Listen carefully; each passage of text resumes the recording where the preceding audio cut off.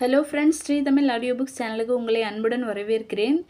வைரமுத்து சிறுகதைகள் அப்படிங்கிற புத்தகத்தில் இருந்து இன்றைக்கி 11வது சிறுகதை வாசிக்க ஆரம்பிச்சிடலாம். என் கூடவே சேர்ந்து நீங்களும் கவனிச்சுக்கோங்க. 11வது சிறுகதையின் பெயர் குறை ப்ளஸ் குறை நிறை. ஏய் தியா, நீ என்ன லூஸா? ஒரே நேரத்தில் 3 பேரை காதலிக்கிறேன்னு சொல்கிறியே, பாதி பாஞ்சாலியாடி நீ? மனோகரியின் கேள்விக்கு விடை சொல்லாமல் வெடித்து சிரித்தாள் தியா. ஆணாதிக்கத்திற்கு எதிரான அலையலையாய் விடப்பட்ட அரைக்கூவல் என்று கருதி கொள்கிறாள் அந்த சிரிப்பை. மனோகரியின் கேள்விக்கான பதிலை விடவும் தியாவை தெரிந்து கொள்வது முக்கியம். அடுத்த நூற்றாண்டின் வாளை இந்த நூற்றாண்டிலேயே எட்டி பிடித்து கொண்டிருக்கும் நவீன பெண்களின் பிடிவாத பிரதிநிதி என்று தன்னை நினைத்து கொள்கிறவள் தியா. ரகளை செய்யும் அழகு அவளுடையது. ஒளிபடாத சதை சிற்பம். 170 சென்டிமீட்டர் உயரம். அந்த உயரத்திற்கு அவள் 70 கிலோ எடை இருக்கலாம் என்பது பௌதீக அனுமதி. ஆனால் 65இல் ஒரு அவுன்ஸ் கடக்க மாட்டாள். மார்பில் தவிர வேறெங்கும் உபரிச்சதை ஆகாது என்பது அவள் உடற்கொள்கை. முறைக்கும் மற்றும் முறைக்க வைக்கும் அவளது ஜோடி திமிர். எந்த ஆணுக்குமான சவப்பெட்டி என்று சொல்லும் அந்த அழகின் பள்ளம். நட்சத்திரங்கள் உடைந்து சிதறும் கண்களில் அந்த அலட்சியம்தான் கவர்ச்சி. இறையுண்ணாத பாம்பை போல் உள்ளடங்கிய வயிறு, வழித்தெடுத்த மெழுகை துடைத்தெடுத்த தொடைகள். தனக்கான பதிலை எதிர்பார்த்து அவளையே பார்த்து கொண்டிருந்தாள் மனோ. தியா மனோகரியின் கல்லூரி தோழி. பெண்களை பேச்சிலும் ஆண்களை பார்வையிலும் கட்டி போடும் அழகின் ஆளுமை அவள். ஒழுகும் ஒவ்வொரு கணத்தையும் துய்ப்பவள். துய்ப்பதற்கு பொருளாதாரம் வேண்டுமென்பது 2ஆம் பட்சம், அறிவுதான் முதற்பட்சம். துய்ப்பு கலாச்சாரத்தின் சர்வதேச அறிவு அவளுக்கு சம்பவித்திருந்தது. 6 மாதங்களுக்கு ஒரு முறை கூந்தலை ஹைலைட் செய்து கொள்வாள். லாரியல் பர்கண்டி வண்ணத்தையே தன் கூந்தலுக்கு கொடுப்பாள். புருவ உபரிகளையும் மேலுதட்டு நுண்முடிகளையும் த்ரெட்டிங் செய்து களைவாள். மேக் உதட்டு சாயத்தில் ரூபி வண்ணம்தான் ஒட்டும் அவள் உதட்டுக்கு. நெயில் பாலிஷ் எல்லாம் பழசு. மைக்ரோ ஆர்ட்டுக்கு வந்துவிட்டாள் நகங்களுக்கு. சூரத்திலிருந்து பாண்டி பஜாருக்கு வந்திறங்கும் ஆடைகளை அவள் நிராகரித்து நீண்ட நாட்களாயிற்று. அது முதற் காதல் தாண்டாதவர்களுக்கான பிற்போக்கு ஆடை என்பது அவள் முடிவு. லிவிஸ் ஜீன்ஸ் மீது மேங்கோ மேலாடை அணிந்து கொள்வாள். சில நேரங்களில் ஸ்பெகடியிலும் திமிர் காட்டுவாள். இப்போது கெமிஸ்ட்ரி பிராண்ட் ஆடைகளுக்கும் தாவி இருக்கிறாள். விக்டோரியா சீக்ரெட் தவிர வேறு பிராண்ட் உள்ளாடைகள் அணிய மாட்டாள். நீனா ரிச்சி தவிர இதர வாசனை திரவியங்களை ஊற்றிக்கொள்ள மாட்டாள் உடம்பில். தியா சொன்ன ஒரு வினோதமான தகவலை மறக்க மாட்டாள் மனோ. பெண்களுக்கு அவை இரண்டும் ஒன்று போல் இருக்காது என்ற கூகுள் தகவலை உறுதி செய்ய குளிக்கும் போது ஒரு பகல் பொழுதையே கண்ணாடியில் கழித்தாளாம். தோல் குலுங்க சிரித்தவள் மனோவின் கேள்விக்கு பதில் சொல்ல தயாரானாள். நான் பாஞ்சாலி இல்லை, ஏன்னா எவனும் எனக்கு புருஷன் இல்லை. 3 பேரோட பழகிறேன். காதலுக்கும் நட்புக்கும் மத்தியில் நிற்கிறேன். 3 பேரில் யார் எனக்கு பொருத்தமானவனோ அவனை கல்யாணம் பண்ணிக்குவேன். 3 பேரையும் தொட்டு பேச அனுமதிப்பியா? தொட்டா என்ன தப்பு? தொடுற இடம் காரணம்தான் முக்கியம். நீ ஒன்றும் உணர்ச்சி வசப்பட மாட்டியே. தேவையில்லாமல் உணர்ச்சி வசப்படுகிறது ஒரு மனநோய். எனக்கு இல்லை அது. ஒரு சம்பவம் சொல்லட்டுமா? சொல்லு. ஒரு தியேட்டரில் படம் பார்த்துக்கிட்டு இருந்தேன். என் தொடை மேலே திட்டமிட்டு ஏதச்சியா விழுது பக்கத்து சீட்டு பையன் கை. நான் விட்டுட்டேன். அது பயணம் போயிட்டுருக்கு. ஒரு இடத்துல நின்று தத்தளிச்சு தடுமாறுது அந்த கை. நான் படம் பார்த்துக்கிட்டே அந்த பக்கம் திரும்பாம சொன்னேன், அது உங்கள் மச்சானுக்கு ரிசர்வ் பண்ண இடம், நல்லா இருக்காது, எடுத்துருங்கண்ணே. அப்புறம் படம் முடிகிற வரைக்கும் பக்கத்து சீட்டு காலியாகவே இருந்துச்சு. அவனை செருப்பால் அடிக்கலை. ஏன் அடிக்கணும்? அரை நிர்வாணத்தை சட்டப்பூர்வமாக்கிட்டு செக்ஸ் மறுக்கப்பட்ட சமூகத்தில் என்ன செய்வான் பாவம் ஏழை. இன்னொன்று சொல்கிறேன், அவனை விட காஸ்ட்லி என்னோட ஹை ஹீல் சால்ட்டோ. மனோ விழுந்து விழுந்து சிரித்தாள். தியா, நான் திருச்சிக்கு போகிறேன். உன் கல்யாணத்துக்கு என்னை மறக்க மாட்டியே? மாப்பிள்ளையை கூட மறப்பேன், உன்னை மறக்க மாட்டேன். அதே மாதிரி உன் கல்யாணத்துக்கு என்னை மறக்க மாட்டியே மனோ? மனோவின் கண்களில் திடீரென்று வந்து உட்கார்ந்த சோகம் முறைந்து நிலை கொண்டது. எனக்கு கூட கல்யாணமா? தலை குனிந்தாள். கால் பார்த்தாள். தன் உடல் பாரத்தை ஒரு காலில் போட்டு தாங்கி தாங்கித்தான் நடப்பாள் அவள். ஒரு கால் ஊனம் அவளுக்கு. வாழையாய் தொடங்கி வர வர கரும்பாய் சுருங்கி மூங்கிலாய் முடிந்து போன காலில் பாதம் இருக்க வேண்டிய இடத்தில் ஒரு பிண்ட உருண்டை இருந்தது. அதில் தாறுமாறாய் தொங்கும் சதை சங்கடங்கள் விரல்கள் என்று அறியப்பட்டன. ஆடைகளும் காலணிகளும் அழகை திரட்டி காட்டுவன மட்டுமல்ல, ஊனத்தை ஒழித்தும் காட்டுவன. அந்த கேள்வியை அவளை புண்படுத்த கேட்கவில்லை என்பது நிஜம். ஆனால் அவள் புண்பட்டு போனதும் நிஜம். மனோவின் கைகளை உள்ளங்கை வைத்து அழுத்தினாள் தியா. மன்னிப்பு கேட்டது அந்த உஷ்ணம். தியாவின் 3 நண்பர்களில் இப்போது வெங்கட் இல்லை என்றாகிவிட்டது. நன்றாகத்தான் பழகினான். ஆண்டுக்கு ஒரு நாள் பிறந்த நாள் கொண்டாடுவதற்கு மாறாய் மாதம் அவளின் பிறந்த தேதி கொண்டாடியவன். அவன் மிக மெல்லியவன். ஆளுகிறவனைப் போலவே ஆளப்படுகிறவனையும் பிடிக்கும் சில ஆண்களுக்கு. அவனது பயந்த சுபாவம் பிடித்தது அவளுக்கு. ஆனால் அவன் இப்படியொரு குடும்ப கூட்டுப்புழுவாய் இருப்பான் என்று அவன் நினைக்கவில்லை. அப்பா அம்மாவிடம் அறிமுகப்படுத்துகிறேன் என்று அழைத்து போனான். அதற்கு மறுநாள் காஃபி ஷாப்பிங்கில் அந்த முறிவு நேர்ந்தது. முதல் முறையாய் அவளின் கண்கள் பார்த்து பேசுவதை தவிர்த்தான். சாரி திவ்யா, அப்பா அம்மாவுக்கு உன்னை பிடிக்கல. அவங்களையும் எனக்கு பிடிக்கல.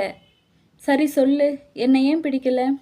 எங்கள் ஆத்துக்குள்ள நீ ஹை ஹீல்ஸ் கலட்டாமல் வந்தது, கால் மேல் கால் போட்டு பேசினது. அவன் தோளை ஒதுக்கிட்டு காஃபி ஷாப்பிங் கதிகலங்க சிரித்தாள். சாரி அவன் தோளை ஓங்கி தட்டி காஃபி ஷாப்பிங் கதிகலங்க சிரித்தாள். ஏன் கலட்டணும்? என் பயணம் உங்கள் வீட்டோட முடியலையே. தவிரவும் என் ஹை ஹீல்ஸில் அழுக்கே ஒட்டாது. அப்புறம் அசுத்தமான உங்கள் ஹால் அழுக்கு என் காலில் ஒட்டக்கூடாதுன்னா என் ஹை ஹீல்ஸை கலட்டலை. இல்லை, நீ கலட்டி இருக்கணும். அவன் உறுதியாய் உஷ்ணப்பட்டான். சிறிய மௌனம் கலைந்து அவளும் சூடாய் சொன்னாள். இப்படி கலட்டி விட்டுட்டேன். செருப்பை இல்லை ஒன்ன. படீரென்று எழுந்தாள். கைப்பையை திறந்தாள். 150 ரூபாயை மேஜையில் வைத்தாள். காஃபி மஃபின் இரண்டுக்கும் பில் 140. மிச்சம் 10 ரூபாய் உன் கல்யாணத்துக்கு மொய். பை. தேவதையாய் வந்தால் பிசாசாய் வெளியேறினாள். இரண்டாம் நண்பனான சேகர் மேனனுக்கும் அவளுக்கும் உடை விஷயத்தில் முட்டிக்கொண்டது. ஒரு நட்சத்திர ஓட்டலில் விருந்து. தியா அவளுடைய ஆண் நண்பர்களோடும் சேகர் மேனன் அவனுடைய பெண் தோழிகளோடும் கலந்து கொள்வதென ஏற்பாடு. அன்று தியா லெஹங்கா அணிந்திருந்தாள். வண்ண பாவாடையும் போதாத ரவிக்கையும் பட்டும்படாத துப்பட்டாவும் கொண்டது லெஹங்கா. துப்பட்டாவை மார்பில் அணியாமல் இடுப்பில் இறுக்கி அணிந்திருந்தாள் தியா. இடுப்பில் இறுக்கிய இறுக்கம் அவள் மார்பை மேலும் முன்னுக்கு தள்ளி இருந்தது. எல்லா கண்களும் அந்த செல்லும் பொருள் மீது பதிந்திருக்க இவன் மட்டும் எல்லா கண்களையுமே கவனித்து கிடந்தான். ஜாடை செய்தான். அவளுக்கு புரிந்ததாய் தெரியவில்லை. அவள் காதோறும் நெருங்கி துப்பட்டா என்று கசிந்தான். ஆமாம், இருக்க வேண்டிய இடத்தில் இருக்கிறது என்றாள் அவளும். உடை விஷயத்தில் அவள் வைத்ததுதான் சட்டம். உடலின் முதல் விடுதலை உடை என்பாள் அவள். இப்படித்தான் போன வாரம் அவர்களுக்குள் ஒரு சின்ன ஊழல் தொடங்கி சண்டையில் முடிந்தது. சண்டைக்கு காரணம் அவள் பனியன் வாசகம். என் பாய் ஃப்ரெண்டும் பூனையும் காணும். பூனையை கண்டுபிடித்து கொடுப்பவர்களுக்கு பரிசு என்ற பொருள் கொண்ட ஆங்கில வாசகம் அச்சிடப்பட்டிருந்தது பனியனில். நான் என்ன அவ்வளவு கேவலமானவனா என்றான் சேகர்மேனன். இல்லை இல்லை, நீதான் பூனை என்று சிரித்தாள் அவள். அந்த சண்டையில் ஈரமே இன்னும் காயவில்லை. இப்போது அவள் இடுப்பில் இருக்கிய துப்பட்டா தன் கழுத்தில் இருக்குவதாய் பட்டது அவனுக்கு. தியா, மார்பை மறைக்கிறியா இல்லையா என்றான் சற்றே சத்தமாக. அவள் காலியானாள். இடுப்பில் கட்டியதை ஆவேசமே உருவி மார்பில் கட்டிக்கொண்டு, இப்போது இடுப்பு தெரியுமே, இடுப்பு பரவாயில்லையா என்று சூடான குரலில் சுட்டுவிட்டு 360 டிகிரியில் இடுப்பை சுற்றி காட்டினாள் எல்லோருக்கும். சீ போடி என்று சென்று விட்டான் அவன். சீ போடா என்று வந்துவிட்டாள் இவள். முதல் இருவரையும் இவள் நிராகரித்தாள். 3ஆம் அவன் இவளையே நிராகரித்துவிட்டு போய்விட்டான். தியா, உன் நண்பனா காதலனா என்றான் லேபே ராமநாதன். பெரும் குடும்பத்து பையன் அவன். ஏன் இப்படி கேட்குற? உண்மையை சொல்லு. உனக்கு எத்தனை நண்பர்கள், எத்தனை காதலர்கள்? இப்போ நீ மட்டும்தான் நண்பன். காதலனா கூட ஆகலாம். மனித மதிப்பீடு தெரியாத பொண்ணு நீ. மாட்டுக்கு பல்லு பிடிச்சி பார்க்குற மாதிரி மனுஷங்களுக்கு பல்லு பிடிச்சி பார்க்குறியா? ஆம்பளைங்க பொண்ணுங்களை பார்க்குற மாதிரி நான் மாப்பிள்ளை பார்க்குறேன். இதில் என்ன தப்பு? உன் இயல்புகளை நீ மாற்றிக்க முடியாத தியா. உங்கள் இனிஷியலை நீங்கள் மாற்றிக்க முடியுமா மிஸ்டர் லேப்பா ராமநாதன்? ஆண்களோட குறைகளையே பார்க்குற உன் குறை உனக்கு தெரியலை. என்கிட்ட எந்த குறையும் இருக்கிறதா எனக்கு தெரியலை. அப்படியே இருந்தாலும் அந்த குறைகளோடு என்னை ஏற்றுக்கிற ஒருத்தன் கிடைக்காமலா போயிடுவான்? ஒரு இளிச்சவாயன் கிடைப்பான். அது நான் இல்லை. நீ என் செல்ஃபோனில் இனி உன் நம்பர் இல்லை. நீ என் வாழ்க்கையிலேயே இல்லை. இது நடந்து 2 வருடங்கள் இருக்கும். சென்னை விமான நிலையம், மதுரை விமானம் தியாவுக்கு. விமானத்தின் தாமதத்தை பயணிகள் மீது அக்கறை இல்லாத சலித்து போன ஒரு குரல் கரகரத்து கொண்டிருந்தது. அலைன்ஸ் மன்றோ சிறுகதைக்குள் நுனிப்புள் மேய்ந்து கொண்டிருந்த தியா வீழென்று சிதறும் குழந்தையின் அலறலில் தலை நிமிர்ந்தாள். எதிர்வரிசையின் மறுகோடியில் மடியில் இருந்த குழந்தையை சமாதானப்படுத்தி கொண்டிருந்தாள் ஒரு இளம் தாய். நிலைக்குத்தி நின்றன தியாவின் கண்கள். மனோகரி போல் தெரிகிறாளே. மனோ தானா? மனோதானா? மனோவேதான். சிவ்வென்று எழுந்தோடி அவள் கரம் பற்றினாள். இவளை பார்த்த அதிர்ச்சியிலோ என்னவோ குரல் குறைந்தது குழந்தை. தியா, நீயா? தோழிகள் இருவரின் ஸ்பரிசத்தில் பழைய காலங்கள் மலர்ந்தன. மனோ, இது உன் குழந்தையா? எப்போ கல்யாணம் ஆச்சு உனக்கு? சாரி தியா, எதிர்பாராத கல்யாணம். உனக்கு தெரிவிக்க முடியல. அது இருக்கட்டும், அந்த 3 பேர்ல நீ யாரை செலக்ட் பண்ண? தியா மௌனமானாள். இதழ்கடையில் வாடிய புன்னகை வடிந்தது. இல்ல மனோ, என்கிட்ட என்ன குறை இருக்கு? அப்படியே இருந்தாலும் என்ன, என் குறைகளோடு ஏத்துக்கிற ஆம்பளை என்னால சந்திக்க முடியல. என்னால் தியா குழந்தையின் தலை தடவிக்கொண்டே என்றால் தியா குழந்தையின் தலையை தடவிக்கொண்டே. மனோ முகம் சிவந்தாள். உரிமையோடு தன் தோழியின் மீது வெடித்து விழுந்தாள். அடியே தியா, ஆணுக்கு பெண்ணும் பெண்ணுக்கு ஆணும் உள்ளாடைகளில் இல்லை, நினைச்ச சைஸில் வாங்குறதுக்கு.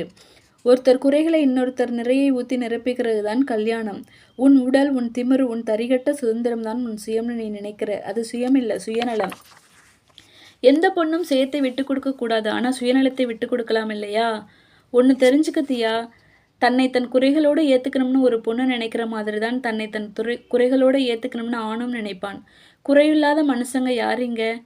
அம்மாவால் பொண்ணு வேணும்னு தேடித்தான் பிள்ளையை இன்னொரு அம்மாவை போல பொண்ணு வேணும்னு தேடித்தான் பிள்ளையார் இன்னும் இருக்காரு பிரம்மச்சாரியா. தியாவின் உள்ளங்கையை அழுத்தினாள் மனோ. இப்போது அந்த உஷ்ணம் உண்மையை சொன்னது. இந்தா மனோ, இந்தா மனோ, குழந்தைக்கு பால் என்று குரல் கேட்டு அண்ணாந்து பார்த்தாள் தியா. கருப்பு கண்ணாடி அணிந்த உயரமான ஒரு சஃபாரி மனிதன் மனோவின் அருகில் நின்று கொண்டிருந்தான். இவர்தான் என் கணவர் என்றாள் மனோ. ஹலோ என்று கை நீட்டினாள் தியா. அவன் கை நீட்டாமல் வேறு திசை திரும்பி நின்றான். சாரி தியா, அவருக்கு பார்வை தெரியாது என்றாள் மனோ. கோயம்புத்தூர் செல்லும் விமானம் புறப்பட தயாராகிவிட்டது என்றது அறிவிப்பாளரின் அந்த உணர்ச்சியற்ற குரல். அவர்கள் புறப்பட தயாரானார்கள். குழந்தையை கணவன் தோளில் சாய்த்து கொள்ள அவன் கரம் பற்றி அழைத்து சென்று கொண்டிருந்தாள் மனோ. அழுத குழந்தை தகப்பன் தோளில் குட்டி தூக்கம் போட தொடங்கிவிட்டது. யார் குறைப்பிறவி? அவளா? அவன் கணவனா? மன ஊனப்பட்டது நானா? திகைத்து நின்றாள் தியா. ஓகே ஃப்ரெண்ட்ஸ், இன்றைக்கி 11வது சிறுகதை படித்து முடிச்சிருக்கோம். இந்த ஸ்டோரி உங்களுக்கு பிடிச்சிருக்கும் நான் நம்புகிறேன். வீடியோ பிடிச்சிருந்துச்சு அப்படின்னு சொன்னால் வீடியோக்கு ஒரு லைக் பண்ணிவிட்டு சேனலை சப்ஸ்கிரைப் பண்ணாமல் இருந்தீங்க அப்படின்னு சொன்னால் சப்ஸ்கிரைப் பண்ணிக்கோங்க. மீண்டும் இன்னொரு சிறுகதையில் உங்களை சந்திக்கலாம். ஓகே, பாய்.